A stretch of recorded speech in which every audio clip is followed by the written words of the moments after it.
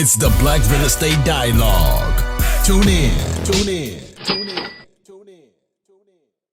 Hi, everyone. Welcome to another episode of the Black Real Estate Dialogue podcast. Before we get into this episode, please like, share, subscribe, leave us a rating and review on whichever platform you're listening to this on. This helps us move up in the rankings and also helps us to reach more people. Also, if you're interested in joining the Bread Real Estate Investing community, you can start for just $1 in your first week.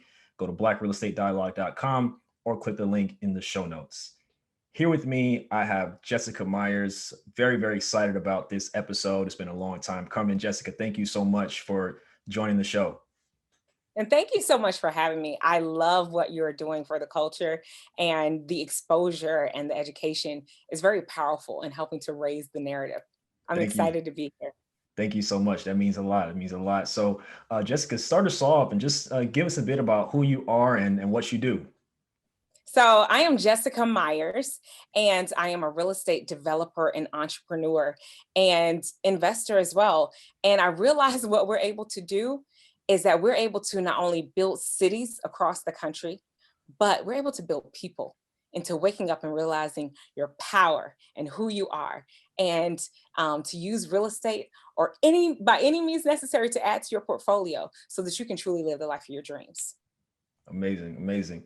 So when you think about like growing up, was there anything you saw or anything you didn't see that ultimately shaped your view of what it meant to build wealth at that time? Honestly, growing up here in Atlanta, I feel like we were very privileged as the backdrop to the civil rights movement. We saw a lot of leaders that impacted the country. And I feel like that fabric and what it meant to Atlanta and growing up, like I went to Jean Child Young Middle School. So I knew the history of Andrew Young and what he did as Atlanta mayor and other mayors that looked like me and that gave me that example to let me know, like, this is how you lead a movement. This is how you shake the nation. And I didn't know what I was in. I didn't know, until I read Malcolm Gladwell's book, The Outlier, that I understood what that meant to grow up in the city, to have that as my backdrop, to have leaders like my grandfather that pastored a church here in Ben Hill, to have my father who's a pastor in the community as well. And they were with the people. And understanding that element, and to know that that's what I grew up in. That's what I was surrounded by. That's the examples that we had. And so that going through that and seeing that as a child, there's nothing but greatness ahead. And I've been so privileged and so grateful to the backdrop and the fabric of Atlanta that helped me to see at a young age the examples of Black excellence. I love it. Absolutely. And then how do you, I guess looking back, that's incredible.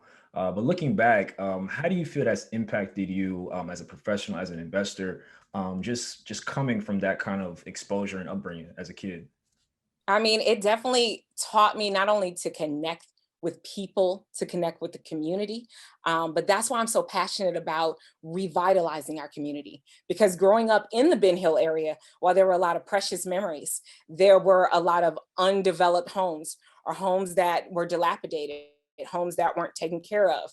And to now come back and rebuild communities, help provide jobs, help bring investments back to communities that were once forgotten about, that were once unheard, and what that means by putting a voice to them. And it's like it's just so beautiful when you get to do that. And that's the connection that I made from growing up in the South Side here in Atlanta, and being able to apply that to the work that we get to do in the South Side of Brunswick, and in the South Side, of other places that we get to impact. It's just been so beautiful to really give back. And all of what I saw growing up, we're now able to have that same impact. Definitely, definitely. It's first 5 minutes, I'm already pumped up. um, amazing. So, talk to us about real estate. What was it that sparked the interest in getting into real estate, and what were those beginning stages as an investor like? Talk to us more about that. So for years and years, after working in corporate America and realizing, like, as I got my 5-year plaque to be at this wonderful, top of the line company, especially in media, you want to work, at a CBS or a Fox or a NBC. And here I am working at this position, and across the table from me, someone else was receiving a 25-year plaque. And I realized, I was like, wait, in 20 years, that is the trajectory I could be. Or who inspires me as an entrepreneur? Who is living their life out loud? Who is taking and owning their time and impacting communities? And that's when I started to be like, I have to do something different. And on this quest of finding out, climbing this corporate ladder, and my dad was like, what if the ladder is on the wrong wall? And that's when I was like, wait, let me take a reassessment, reevaluation of what I'm really here for. Let me connect with purpose. And so that's where, thankfully, I came across real estate. I went to one of those Les Brown conferences, and it was like, come learn real estate this weekend. And I was like, you know what? In order to do something different, I had to take the bet on me. And I went for it. I did it. I was like, you know what? I need something different. I need a change. So let me jump into it. It's teaching me a low risk strategy called wholesaling. And wholesaling is ultimately what allowed me to quit my job. It allowed me to buy my time so that I can now go live the life that I desire. And understanding that rebuilding communities and getting to work and beautify cities all over the country is what gets me excited about waking up in the morning. Definitely, definitely. What were those beginnings like in wholesaling? Were you doing it locally? Were you doing like virtual wholesaling throughout the country? Like, Yes. what was that like? So I always preach start in your backyard. Like, yes, you can get virtual. Yes, you can buy lists, but I like driving for dollars. I like getting in the car. There's nothing like driving the best community because I'm nosy anyway. So I want to see all the houses that are going on. So I pick an area. And most times I teach different strategies in our course, wholesaler to hotel owner, different strategies that you can use to find areas that you want to focus on.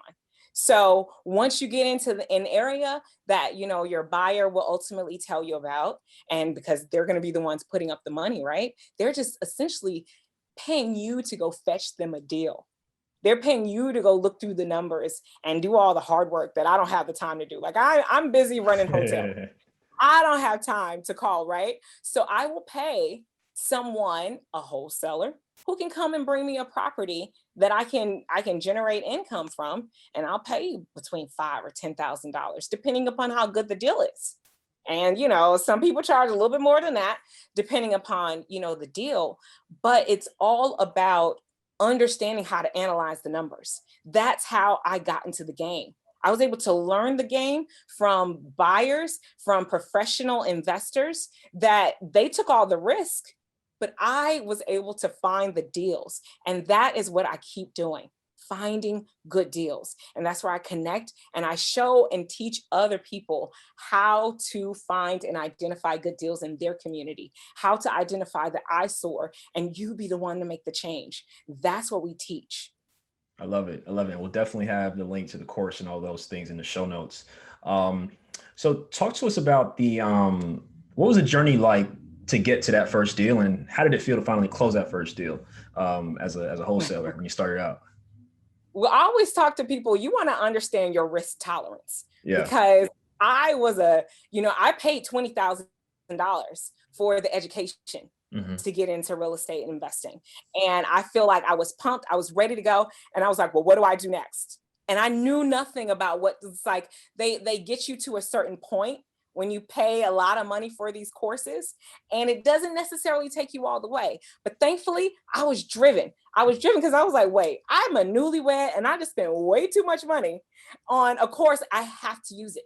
So that, if anything, is what tied me and connected me to getting through to my first deal. So I started going to networking events until I found a mentor, someone literally in the field doing it every day, day in and day out. And that's how I jumped in with my first 4 deals through my mentor. He was able to help me get in. Now, it was a lot of lessons to learn, even with the mentor. But I made it out. I kept going and I stayed consistent because my butt was on the line. For all of that money that I spent, I had to make it back. And that just kept leading to more and more deals. And the deals kept scaling. My team kept growing. And that's how, having lunch with one of my old roommates from college. And she's like, you know what you're doing over there? You can apply that here and it'd be exponential. And that's how we were able to partner together to create something epic. Amazing. Amazing. What were some of those lessons that you learned just, during the process of that first deal? Oh gosh. So for one, I got into my first deal rather quickly. And my mentor actually had a property, it was less than $20,000. I was like, well, I can pay $20,000 for a class. I can find a way, to get $20,000 to, purchase this property. Everything happened so fast. One thing led to another. This is my first deal, don't know much about it. I didn't know that you were supposed to close with a closing attorney. So I closed the property, sent the money, and we did the deal, but just not through an attorney. And I go to sell it because I realized it was way too much. Like the project, it was over $80,000 worth of work. That was a lot for my first deal. So that's where I wholesaled it to another investor. I get to the closing table and they're like, so who's going to cover this $11,000 lien? What $11,000 lien? I just bought it. What do you mean? So not only did I actually suffer the loss because I already had it under contract for a certain price, we didn't know until we ran title that, and closing it with an attorney, which is what you're supposed to do. That's when we found out that the house had a cloudy title and we couldn't sell it. And that, you talk about jumping in your first deal and it's a loss. It was like a dagger, but it was my first wholesale deal. And I was thankfully able to stop the bleeding. And now I was able to liquidate a property. And so I was like, well, let me get back in. Let me get back in. And so, I partnered with another deal and another deal. And then finally I bought the fourth house within a matter of 2 months that I finally renovated. So the other two I partnered with, we bought it and then we sold it and wholesaled it. But this particular property that we decided to flip, this last and fourth one, the contractor gives me a contract and say, you know what? It's only going to take 6 weeks to do this project.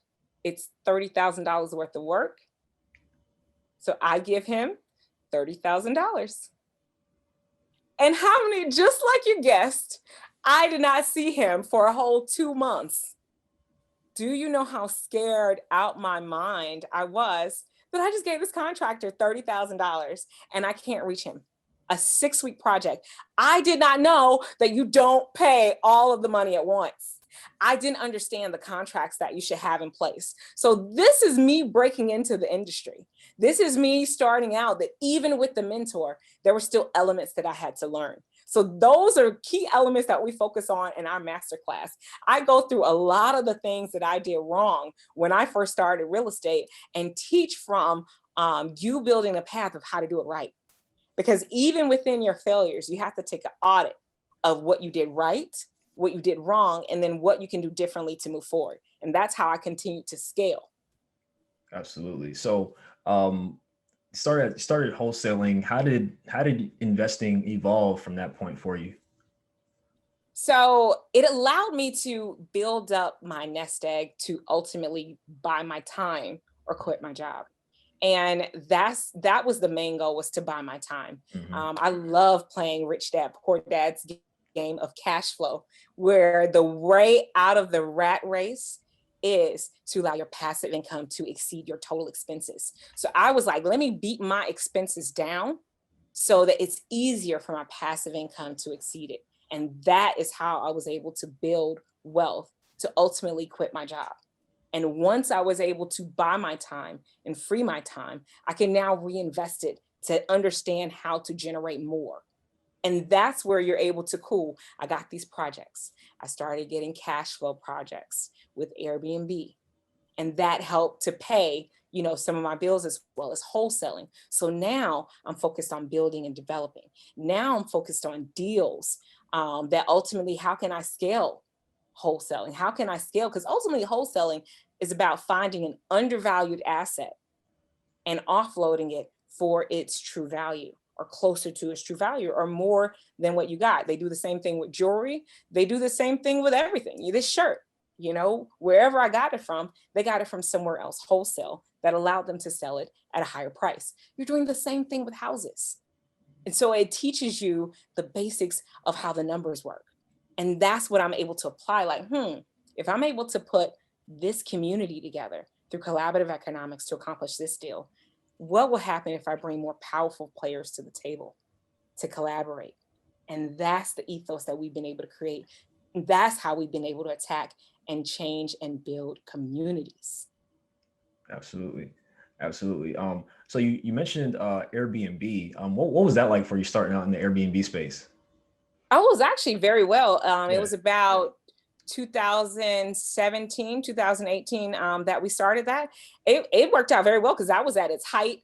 Um, Stone Mountain, actually, so our project was about 20 minutes outside of the city. So, a lot of people's like, oh, you need to be inside the perimeter and all of that stuff. But it actually worked out very well. We got a lot of corporate clients that wanted to come in and be away from all of the noise, as well as, we weren't too far from like the healthcare centers that are down here. So we had a lot of people coming in town just specifically for hospitals. And we have a lot of groups that would love to come because it was a 5-bedroom, and we also had a 3-bedroom around the corner, so we combined it to be 8-bedroom. And if you rent it both, so we had a lot of camping groups that would come to go visit Stone Mountain, which is a large attraction down here in Georgia. So it actually worked out perfectly. We were able to have consistent guests, and it worked very well. Definitely. And there's just one thing I want to talk about that you just mentioned. You mentioned that other people were saying, you have to be in perimeter, you have to be in the city, but you had other thoughts. Like you knew it was still attractive because, as you mentioned, being near the health center and being away, for corporate people. Mhm. So, I think the lesson from there is the majority of the crowd, they're always going to say the same thing, have groupthink or whatever. But to really be a trailblazer, you have to think outside of the box. You have to do things that to most people just won't make sense until Yeah. it makes sense, until it plays out. Yeah. Oh yeah, even for the projects that we acquired down in Brunswick, Georgia, we are working on 6 properties down there. They were the community eyesore. They sat there in the historic district of Brunswick at the edge, and they just sat there for a while without anyone to tend to them, and it's a huge eyesore for the community. And my husband has deep roots into the city. I've come to love the city in the last few years since we've been married. And I was like, you know what? Rather than let that be a community eyesore, how about we bring our resources that we have here and take them down there? And that's where actually one of our cousins down there, she was able to help guide me and teach me about the area and show me around and really get into the weeds of the community. And that's how we were able to come in, purchase those homes, and now investors and a lot of other people that own property there are fixing their properties up. They're finally selling and changing these communities. A lot of local people are being employed to do the work. So that's what I was very keen on, finding someone that had roots in the city and helping to make an impact. And we've been able to do a great job with that project, and we're spreading it to other cities. Yeah, I love that so much because, a lot of times we see communities where where Black people live throughout the country that they're just, in terrible shape. But all it takes is for a visionary. All it takes is for somebody to believe in the community. And many times, like we're the last to realize that. Usually it's people from other communities who see the potential, who believe that things can turn around. But I think it's great that you saw an opportunity in that community where your husband had roots at, and now you're setting the example for everyone else. So I think it's important for us to not like turn our backs on our communities. Like a lot of people Yeah. move out or do different things. But for those who invest in real estate, consider places where people don't want to go. That's usually where it has the most upside, the most potential, and you can literally transform a community. And I follow the jobs. Mhm. Those are the strongest demand generators for me, is where are the jobs going? What county and what governance are reinvesting in their community? And what they're doing down there in Brunswick, being the second largest port in Georgia, they are really transforming that city. And the demand generators are always there. You have the jobs that are coming for the longshoremen, which my husband's father, he was a longshoreman for many, many years. So understanding that industry, understanding the work that these men leave their homes for months at a time and they need somewhere to stay. We're helping to provide quality housing down there. And it's just been amazing to see the transformation that the city is taking, the pride of the residents in the projects. It's like I feel like it's a community project. It's not just me. We're part of something way bigger. Definitely. Definitely. So you mentioned that this is being replicated in other cities. Can you Yeah. share a little bit more about that? So we're looking at a few projects that are on the coast. We're also looking into other small cities, into Augusta, into Macon, and other smaller cities, but really setting up the blueprint to, okay, you come in, you find opportunity, you build your team. Who are your A players that are going to help to bring you the deals? Who are the ones that are going to help you execute and fund the deals? So we create an ethos and understanding the steps of how to replicate your success of changing the community. And that's why I always say start with the end in mind. Know where you want to go and then reverse engineer your way into success. Absolutely.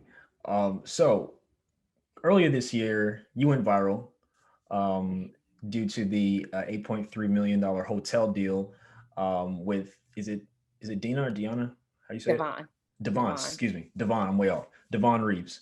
You two went viral due to this huge deal. So can you talk to us not only about the deal, but how you even got into hotels in the first place? Because I'm pretty sure we haven't had any other guests in that space. So I was kind of taken aback. I'm like, whoa, this is unbelievable. So yeah, Yeah. tell us more about how you got into that. Well, like I said, start with the end in mind. And when you start with the end in mind, it sets the catalyst for where you're looking to go. So my thing, I got inspired by Grant Cardone, who has this huge thing of 10x, 10x your vision, 10x your dreams. So, one time before, because I've just always had that grind and always been hungry, someone asked me, they were like, well, what are you doing this for? How many units are you looking to attain? And I said 100. But then I remembered Grant Cardone and was like, wait, 10x. So just as quickly as I said 100, I was like, I had to 10x my vision. And I went to 1,000 doors. And this became my thing. I am looking to generate 1,000 doors. And when you are passionate about a dream, everybody you talk to knows it. So I'm going out with my girl, Devon, who's in the hospitality industry, started her way from the Hyatt, working at the front desk, and all the way up to managing asset portfolios for billions and billions of dollars for investors that were overseas. And she was in talking with her and expressing to her my vision, and her telling me her experiences and things that she's come across. It was like, wait, how can we come together and create something epic? And ultimately, that's what we were able to do. We set out with her being in the hospitality space and me with my entrepreneurial and business background. How can we make this happen? She is someone who I can say, I want that skyscraper over there. And she'd be like, cool, girl, let's make it happen. Let's do it. So having someone like that in your corner, having a sister friend that you can make some magical stuff happen, it was a match made in heaven. And that's how we were able to look for our first deal. We found the right players to bring together for the team to make it happen. And then we were able to execute. We did have to kiss a lot of frogs. There were a lot of deals that didn't make it to the table, but ultimately we stayed committed. We stayed down until we reached success. And it's crazy because, we were just doing it to complete a task. We didn't know what we were on the cusp of creating. And you mentioned, what happened in January, and January just opened us up to even more opportunity to let the platform, I'm working in our little community here and, doing what we do in Brunswick, but the platform just got bigger. The vision just got exponential, and we're able to partner with and connect with even greater communities than what we've been able to impact already. Amazing. Can you explain to us like how the structure of like the basic structure of like a hotel deal works, or maybe that one? Like, was it just like getting investors together and finding the right deal? Like, what was that like, the process? Yeah, so like we were saying, we were really looking for undervalued assets. Because you got to remember, COVID created market conditions that allowed these deals that would not ordinarily be possible to come about. From if someone can't keep up, like they saying it's a looming crash coming, but really what's going to happen is opportunities are going to come to grab assets. Are you looking for a community of like-minded individuals and access to experts in real estate? Yeah. Are you interested in real estate but need more support and guidance? You know who it is? The Black Real Estate Dialogue presents the Real Estate Investing Community. No matter how how much or how little real estate experience you have, we've created a community for you because your perspective is important. All right, tell me, where's the number one place where you can do Q&A with experienced guest speakers 2 times per month? How about unlimited access to past guest speakers' recordings? What about a private Slack channel to engage in daily discussion with everybody in the community to share resources and support each other? Head on over to blackrealestatedialogue.com. That's blackrealestatedialogue.com. It's the real estate investing community presented by the Black Real Estate Dialogue. Come join us today. You want to grab assets in a down market because when the market goes back up, the values rise with it. And then as travel continues to open, the asset then pays for itself. So the goal is to grab up as many opportunities as you can during the down market. And so we were able to come in and we were able to partner together and bring all the key players to the table and make this deal happen. So, but it came about telling people the vision. We found the deal through networking and through partnerships. And then we were able to express our vision to our community that already had a listening ear because of the work that we'd already been doing in the communities. So we were able to talk to people about our vision.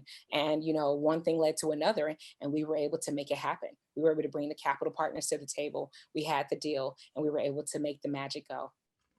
Definitely. Thank you so much. What were some challenges that you experienced along the way before, everything was closed and kind of squared away?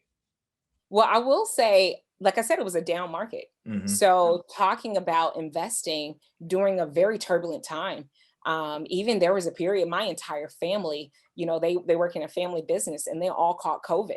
So it very much hit home what was going on and the situation. So working through that, people were losing jobs, but we were able to help save jobs. Wow. So that was very hard too, to go in the midst of a pandemic and we don't know what's next, but to take the vision and stay headstrong and let others know like, hey, we got you. We ain't gonna let you fall. This is us. We're gonna put on our gear and we're gonna march through turbulent times to achieve the unthinkable.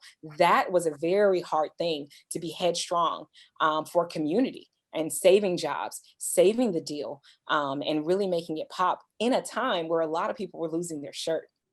Yeah, definitely. Yeah, I mean, kudos to you. I mean, it was quite a time to be investing, and I'm sure it wasn't easy getting other people on board. To your point, just with all the uncertainty. So, I mean, huge hats off to you two and the whole team for being able to pull that off. Yeah, it's definitely a team effort. There is no I in team. There is no way that this deal happened without any of the players that were a part. And I definitely acknowledge that, especially with a lot of the other elements that were going on that each of us had. It was definitely a team effort to come together and cool, where I'm weak, you're strong, and where you're strong, I may be weak. And that's why it's important to partner with someone that has complementary skills, that has what you don't, and can bring it to the table so that no matter what, we're getting through this. No matter what the circumstances that are going on around you, you have the resources or access to someone that does to help you get through any trial that may come up. Definitely. So you, one thing you mentioned quite a bit during the interview is buying undervalued assets. And so when it came to this hotel, of course, it was undervalued.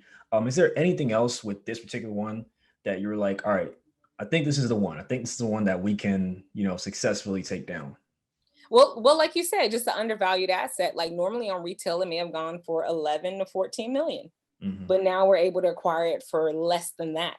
And that is the beauty of finding an undervalued asset. And it's like the numbers make sense. Like I mentioned, you look at the now, like, if I hold on to this is a long run game. This isn't a short run, because this is definitely something that these deals don't always come up unless you're in tumultuous times. And we were able to seize the opportunity. And, it's about creating those relationships. When you have the relationships, with the people who know the people who, are making the magic happen, or bringing the deals together in the background, that's where, making those connections and establishing those relationships, that helps you to be the one on the forefront to come in and salvage and take over the deal. Absolutely. So something I was thinking about, so, like, let's say a single family house, right? You're looking at the rent, you look at whatever your expenses are, and to see what your cash flow is. I would imagine, like, with the hotel, you're probably looking at like how often rooms are filled, how much money they're bringing in at the bar, at the restaurant, all the Exactly. different revenue Exactly. sources, like Yeah. Yeah. probably Yeah, travel and it's multi-layered depending Mhm, upon the type of hotel that you get. mhm, And we don't have a full service hotel. We have the breakfast bar, things like mhm. that. There's no restaurant inside, but we do look at multiple ways of generating income.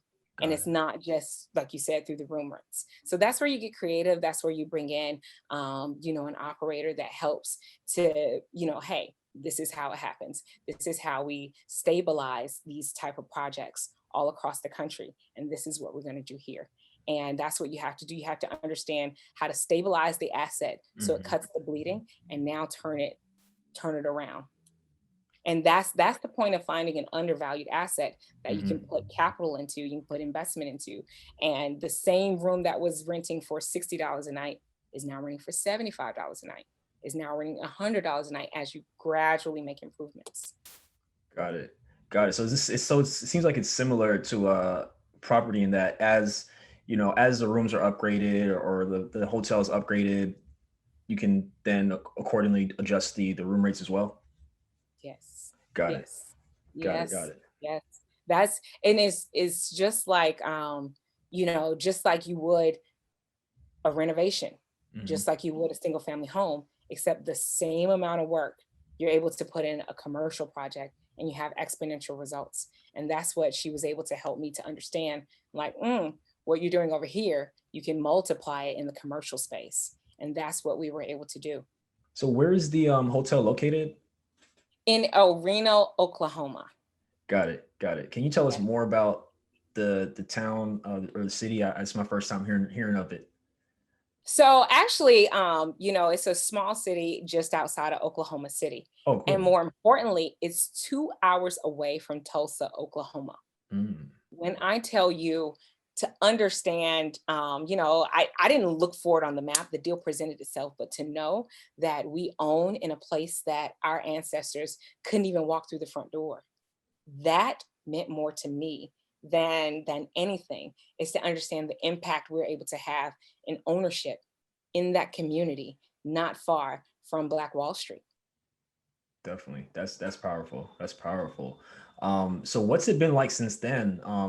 Is like when you all purchased the hotel, was it already operating or was it one that you brought back? Yes, it was already up and operating when we purchased it. So we just came and brought new energy because obviously, taking over from one management company to another, it definitely needed new life, new energy. We were able to bring in a fresh team, even though the team there, they were very, resilient, and they worked through hard times. Going through a pandemic, they were saying, a storm took out the electricity for a while, but they were able to help the residents, be okay. They bought flashlights out of their own pocket, just to make sure that everything was still flowing smoothly. That's how passionate they were, and just seeing their passion for what we were building, it was phenomenal. Got it. That's cool. That's cool. So what does the future look like just in terms of like hotel investing or other investing? I guess as we've gone through about 7 months of the year, like what are some thoughts that you have about what you think is next? I'm just continuously, like, the more we're talking about opportunities, the more our communities are connecting. I feel these platforms have opened up for me to connect with some beautiful people with wonderful visions. And it's continuously working with individuals to build communities, bring the capital partners together to invest in our communities. The opportunities are coming. The opportunities are flowing. There are so many people with visions of what they want to do with land and property, and ownership is rising. So I'm just excited to continue to be in the middle and be a catalyst for these things to take place, to continue to work with investors, to look at and understand opportunities within their cities, to understand, certain cities that we can come together and we can partner on. Like, I just purchased 6 properties in Brunswick, Georgia. There are other opportunities down there. The more we come in together, the more we can do an impact and really change a community. We create our own comps. We create our own values in these communities that they once told us there was no value. where it was once known Brunswick was the backdrop for hate crime the last few years. But Mhm. now we're able to change the narrative. Now we're able to empower community and replicate that all across the country. That is the most exciting part. Definitely, definitely. And what tips would you give to someone who's interested in exploring the hotel space and investing there? What are a couple of tips you would give someone who's just green? Maybe they just heard this interview, like, oh, that sounds interesting. How in the world do I get started? Like, what am I supposed to be doing? For one, any industry that I started to go into, I always started with networking. I always, like when I first got into media, I was going to networking events. When I switched over and got into real estate, networking events. Always surround yourself with the community you wish to join, because then you start to pick up their patterns. Then you start to understand their habits. You see how they move. You see how to emulate where you're looking to go. Because most people, you got your friend who's like, nah, girl, let's go party tonight. Instead of, well, maybe I wanted to play cash flow tonight. So now you start to surround yourself with more like-minded individuals. And then, as you continue to meet, start setting up informational interviews. That's how I started doing informational interviews. That's how I built mentors. That's how, I connected with people that were where I wanted to be. That's how I started to understand how they make moves. Now I understand what associations are you a part of. Do you have anyone else that you suggest I meet with and connect with? And this is how you start to position yourself to find deals. This is how, by networking, by connecting with the right players, that's how you start to get in the midst. But you have to do the work. You have to get out and build the relationships. And that's how you can have the collaborative effort into accomplishing your goal. Definitely. Um, and you mentioned the properties purchased in Brunswick. When it comes to like real estate, what are some of your favorite financing strategies? Or maybe there's one that you like to employ. Mm. Strategy. Really, it's just about, I like to build the team. Yeah. Build the team wherever you go. Whatever it is, build the team, because that's what it took for me to break into a different market. Hmm. It took for me to really take an autopsy on my success. What is it that I was doing right for the projects that we were doing here at home? Now, how do I replicate that? And it starts with building a team. That's where, we had family in Brunswick that was showing us the community, and passionate leaders of the community to tell us like, hey, this is a community eyesore. This is a project that will really shape the narrative of the community, and really connecting locally and seeing what's needed, what areas need the most attention. And that's where you can find the most value, because that's where you get the community tie in. And they're like, well, hey, what about this house? Hey, what about this project? Because they're bought into the vision and they understand what you're doing on a larger scale. But it starts with connecting with the local community, community leaders that are really there to make a change in their boots on the ground, and building the team from there. And that consists of someone to bring you the opportunity, that consists of the community leaders, that consists of capital partners to make it happen, and who buy into the vision. And that's how really you bring it all together. Love it. Love it. Do you have any other entrepreneurial ventures in addition to real estate? Any other businesses or things that you do in addition to real estate? So we have educational courses. It's like the real estate is what I do, but why not teach people along the way? Yeah. I'm a forever student, a forever learner. So I don't know if I will ever be an expert, but I've learned a thing or two from the properties that we've been able to transact. And now we're working with athletes, entertainers to build their dream homes. And it's like, why not show people, a little bit of what we learned along the way? So that's where we've built our development masterclass, which you can go to at developmentmasterclass.com to learn more information about how you can build from the ground up. We take you in the field. I think we spend about 2 or 3 hours in the classroom, but that's about it. Everything else in this 3-day intensive is in the field at one of our projects, learning the ins and outs of how to do development, literally from demolition all the way until you get to the end and get the keys to sell or keep it as a cash flow project. But we teach all of those things hands on. We also, I also have a wholesaler class. You can go and find out more information about how to find undervalued assets and sell them to, and resell them by working with buyers and other investors to learn the game and earn a little bit too while you do that. So we teach all about how to do that. And even if you just want to understand how to get involved in the industry and how to get started, wholesaler to hotel owner definitely teaches you the basic fundamentals of how to transact a home and how to get started. So it's definitely about teaching people along the way of what we already do. Love it. Love it. Definitely will have all those resources, courses and so forth in the show notes. Um, wow, this has been an awesome interview. I think it's what I'm thinking about is when you mentioned in the beginning, you said you needed something different.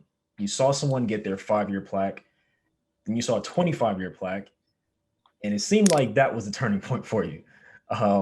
And you started wholesaling, created partnerships, found the right mentors, did various things within real estate, which lead up to the most recent deal that's been going around that you were able to close on the hotel.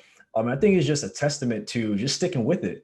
Even through the lessons and the things we discussed through the interview, you just kept going. You just kept learning. You kept going and just showing up the next day. So I Yeah. think it's just inspiring to see where the journey has led you to, and of course, how much further you even have to go. Yes. It's still a long journey, but one of the things I've learned is to be grateful for everything. One of Mm, my favorite books is The Alchemist, and it talks about the long journey to the treasure within. And I am just so grateful for everything that happened. In it, it was hard. It was a lot of embarrassment. It was a lot of shame, but I learned to fail forward.